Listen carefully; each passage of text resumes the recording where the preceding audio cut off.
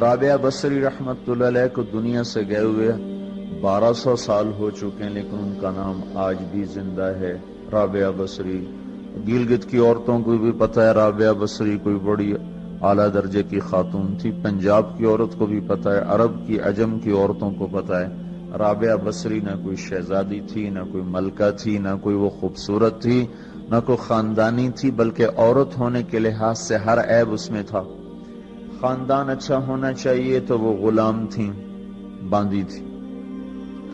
شکل اچھی ہونی چاہیے تو وہ بدصورت تھیں، کالی تھی۔ پہ چلو شکل بے کیسی ہو، خاندان کیسا، اولاد کے قابل تو ہو۔ رابعہ بصری اولاد کے قابل بھی نہیں تھی، بانج اس کو کہتے ہیں، جو عورت اولاد کے قابل نہ ہو اس کو اردو میں بانج کہتے ہیں، عربی میں عقیم کہتے ہیں۔ آپ کی زبان میں بھی کچھ کہتے ہوں گے، ہیں؟ شونی تھی۔ تو اب بتاؤ، عورت ہونے کے لحاظ سے کوئی چیز ہے؟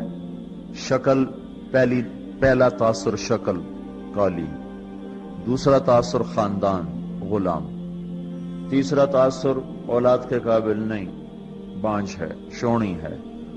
تو 1200 سال کے بعد میں گلگت میں کیوں اس کا نام بلند کر رہا ہوں؟ میں نے کسی بادشاہ کی بیوی کا نام تو نہیں لیا، سکندر کی بیوی اور بنو امیہ اور بنو عباس کی ملکہ اور بیگمات، ان کے نام تو نہیں لیے۔ میں کہہ رہا ہوں رابعہ بصری، ان کی عادت یہ تھی، وہ روزانہ عشاء کی نماز کے بعد غسل کر کے کپڑے بدل کے اپنے خاوند سے پوچھتی آپ کو میری ضرورت ہے؟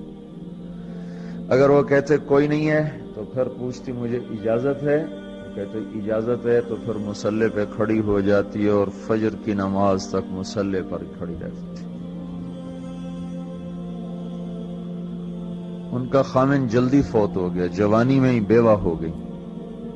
تو حسن بصری بصرہ کے امام، کیا سارے مسلمانوں کے امام تھے، وہ خود آئے، خود چل کے آئے کہ میں آپ سے شادی کرنا چاہتا ہوں۔ وہ کوئی شادی کا شوق نہیں تھا ان کو، وہ تو اولاد کے قابل نہیں، شکل صرف ان کی نیکی اور ان کا جو اللہ سے تعلق تھا، ان کو یہ لالچ ہوا کہ یہ میری بیوی ہو جائے تو اس کی طفیل شاید میری بخشش ہو جائے۔ تو ان کے پاس آئے، کہنے لگے رابعہ میں آپ سے شادی کرنا چاہتا ہوں، خود پیغام لے کر آئے۔ تو انہوں نے فرمایا میری 4 باتوں کا جواب دے دو تو میں شادی کر لیتا ہوں۔ کہنے لگے کیا؟ کہ یہ بتاؤ میں جنتی ہوں کہ دوزخی ہوں؟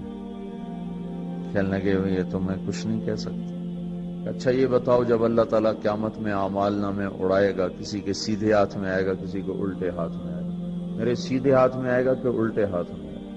کہنے لگے یہ بھی کچھ نہیں بتا سکتا۔ کہنے لگے اچھا یہ بتاؤ جب اللہ نیکیوں کو تولے گا، کسی کی نیکیاں بڑھ جائیں گی، کسی کے گناہ بڑھ جائیں گے، میرے گناہ زیادہ ہوں گے، نیکیاں زیادہ ہوں گی؟ کہ یہ بھی نہیں بتا سکتا۔ کہ اچھا یہ بتاؤ جب لوگ پل صراط سے گزریں گے، کوئی پار نکل جائیں گے، کوئی نیچے گر جائیں گے، تو میں پار نکلوں گی کہ دوزخ میں گروں گی؟ کہنے لگے یہ بھی میں نہیں بتا سکتا۔ تو پھر فرمایا اچھا جاؤ مجھے تیاری کرنے دو، مجھے ان 4 باتوں کی تیاری کرنی ہے، میرے پاس شادی کے لیے وقت کوئی نہیں ہے۔ ایک دن اٹھی، سالن پکانے کے لیے سالن ہانڈی، دیکھا تو پیاز کوئی نہیں، اب پیاز کاٹ کے ہانڈی میں ڈالا جاتا ہے۔ اب پریشان بیٹھی ہیں، نہ کوئی بیٹا، نہ بیٹی، نہ خامد، نہ بھائی، نہ کوئی خادمہ۔ تب سوچ میں پڑی پیاز کہاں سے لوں؟ اوپر سے ایک چیل اڑتی ہوئی جا رہی تھی، اس کے پنجوں میں پیاز تھا۔ جب وہ اوپر آئی ہے تو اس کے پنجے چھوٹے اور پیاز سیدھا رابعہ بصری کی گود میں آ کے گرا۔ جو ہم سے دوستی لگاتے ہیں ہم پرندوں کو ان کا خدمت گزار بنا دیتے ہیں۔ ہاں، جو اللہ سے دوستی لگا لیتے ہیں اللہ دنیا ان کے لیے مسخر کر دیتے، اللہ دنیا ان کے پاؤں میں ڈال دیتے۔ تو جب ان کا انتقال ہوا، رات کو ان کا انتقال ہوا، تو اپنی خادمہ سے کہا بس 2-4 آدمی بلا کے مجھے جلدی سے دفن کر دو، کسی کو نہ بتاؤ، صبح لوگوں کو بتا دینا اور مجھے کفن دینا میری اس چادر میں جس میں میں تہجد پڑھا کرتی تھی۔ تو انہوں نے راتوں رات دفن کر کے صبح اعلان کیا، شور مچ گیا، ہائے کیوں بتایا، کیوں نہیں بتایا، کیوں؟ تو اگلی رات ان کی خادمہ نے ان کو خواب میں دیکھا، سبز لباس پہنا ہوا، حسن و جمال، سورج چہرے پہ چمک رہا۔ پوچھا آپ کے ساتھ کیا ہوا؟ کہا میرے اللہ نے میرے ساتھ بہت عمدہ معاملہ کیا۔ کہا آپ کی وہ چادر کہاں گئی جس میں آپ کو کفن دیا تھا؟ کہا وہ اللہ تعالیٰ نے اتار لی ہے اور مجھے جنت کا جوڑا پہنایا ہے، اور اس چادر کو اللہ نے سنبھال کے رکھا ہے، جب قیامت کے دن میری نیکیوں کو اللہ تولے گا تو اس چادر کو بھی اس میں تولے گا۔ انہوں نے پوچھا منکر نکیر کا کیا ہوا؟ سوال جواب ہوتا ہے نا، منکر نکیر آتے ہیں، ان کا کیا ہوا؟ کہا وہ آئے تھے تو انہوں نے مجھ سے کہا من رب کی، تیرا رب کون ہے، تیرا رب کون ہے؟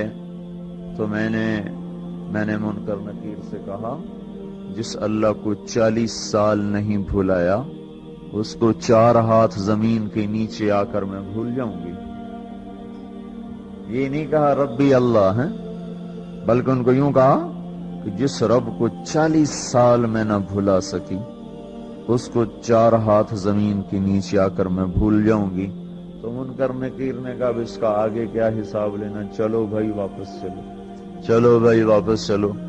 یہ بات آپ نے حضرت عمر سے فرمائی تھی، عمر وہ کیا دن ہوگا جب تو قبر میں ہوگا اور منکر نکیر آئیں گے زمین کو چیرتے ہوئے، اور ان کے ہاتھ میں ہتھوڑا ہوگا، ساری دنیا کے انسان جن اٹھانا چاہیں تو اٹھا نہیں سکیں گے، اور ان کی آواز میں بجلی کی کڑک ہوگی، اور وہ زمین کو چیرتے ہوئے آئیں گے، ان کے دانت لمبے ہوں گے، تو وہ آ کر تم سے سوال کریں گے من ربک ما دینک من نبیک۔